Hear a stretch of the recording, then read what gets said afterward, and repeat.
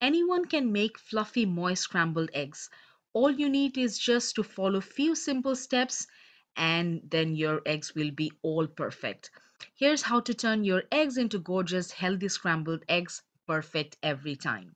So first you want to crack your eggs in a bowl and you want to make sure you have enough eggs because scrambled eggs are so tasty, you might want to bite a little bit more. Once eggs are in a bowl, I like to beat them until they are really fluffy. And when you see foams are forming on the top, you know that your beating is done. Now, pan goes in the stove, and I like to use a pan that has more space to cook. I have put butter here. I'm using unsalted butter, and you want to let it gently melt.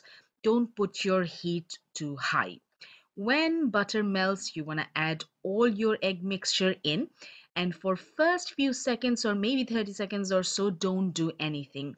Now it's time to pull the eggs from the corner of the pan to the center, and I think a spatula does a great job. This way, part of the egg mixture that are cooked will come to the center, making more room for the eggs to cook properly. Don't worry, just go slow. Don't turn your heat to medium or anything. Just cook everything in low heat, and that's the best way to get fluffy and nice scrambled eggs. Once you see that most of the eggs are cooked, now you turn them. It's time to give it a full stir and you can mix them as well. What I like to do is I cut them into bigger chunks at this stage so that they stay in this shape.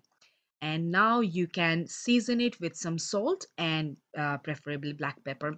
But remember to turn off the heat just before your eggs are fully done because the pan is still hot and it will help the eggs to cook further. And you don't want to overcook your eggs because that way it's going to be dry. So my scrambled eggs are all ready and I hope this recipe is helpful for you. Let me know your thoughts on the comment box below and thank you for watching my video. Take care everyone and bye for today.